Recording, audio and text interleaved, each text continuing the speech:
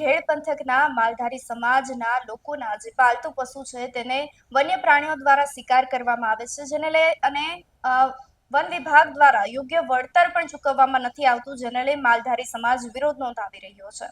વિગતવાર ચર્ચા કરીએ। નમસ્કાર, આપ જોઈ રહ્યા છો ન્યૂ ભારત ન્યૂઝ અને હું છું આપની સાથે વલ્લરી વ્યાસ। અમરેલી જિલ્લાના લીલિયા તાલુકામાં માલધારી સમાજ દ્વારા આવેદનપત્ર પાઠવવામાં આવ્યું હતું। વન વિભાગ દ્વારા પશુઓના મારણ કેસમાં યોગ્ય વળતર આપવામાં ન આવતું હોવાની રજૂઆત સાથે આવેદનપત્ર પાઠવી રજૂઆત કરવામાં આવી હતી। પશુપાલકોના પશુઓના વન્ય પ્રાણીઓ દ્વારા થતા મારણ પર વન વિભાગ નથી આપતું યોગ્ય વળતર, જેને લઈ ઉગ્ર રજૂઆત કરાઈ હતી। તો ગૌચરની જમીનમાં થઈ રહેલા ગેરકાયદેસર ખોદકામ સામે પણ માલધારી સમાજે નારાજગી વ્યક્ત કરી હતી। ગૌચરમાં થઈ રહેલા ગેરકાયદેસર દબાણો સામે પશુપાલકોની અહીંયા વરાળ ઠાલવી અને રજૂઆત કરવામાં આવી હતી। મામલતદાર અને વન વિભાગને આવેદનપત્ર પાઠવી માલધારી સમાજને યોગ્ય ન્યાય આપવાની લાગણી સાથે માંગણી વ્યક્ત કરવામાં આવી હતી।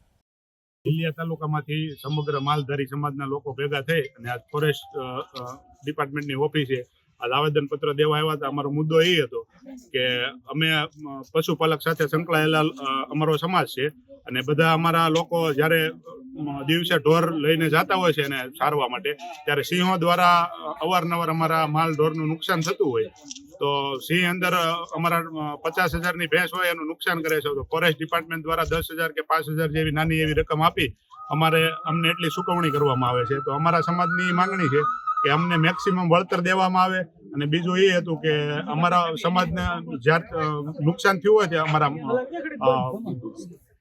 જાનવરનું, ત્યારે એ લોકો એવું કહે છે કે તમે અહીંયા એને ઉભા રહ્યો અને અમારો અધિકારી ન આવે ત્યાં સુધી લખાય નહીં। હવે બીજા અમારી યારે અમારા 30-40 બીજો માલ હોય અને અમારે ઘરે પહોંચાડવો કે અમારે આનું ધ્યાન રાખીએ અને આનું લખાય ત્યાં સુધી અમારે ઊભું રહેવું, ત્યાં સુધી અમે ઊભા રહી તો અમારું બીજું નુકસાન જવાની, બીજા માલ ઢોરને પણ નુકસાન જાય છે। એ અમારે રજૂઆત હતી કે અમે ખાલી તમને જાણ કરી દઈએ તો અમારું એ મારણ તમારા અધિકારીઓ દ્વારા આવીને લખાઈ જવું જોઈએ।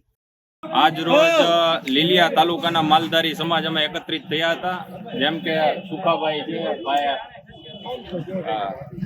રાજુભાઈ છે, અન્ય માલધારી અમારો સમાજ એકત્રિત થઈને અમારી જે 2-3 માંગણીઓ હતી તે અમે અધિકારીઓ સમક્ષ મૂકવા માટે રજૂઆત કરી હતી। જેમ કે અમારા પશુપાલકોની અવારનવાર મારણ થતું હોય તો તેમનું પૂરતું વળતર માલધારી સમાજને મળતું નથી, તો સાહેબને રજૂઆત એ અમે કરી કે જેટલું બને એટલું જાજુ વળતર આપવામાં આવે માલધારી સમાજને।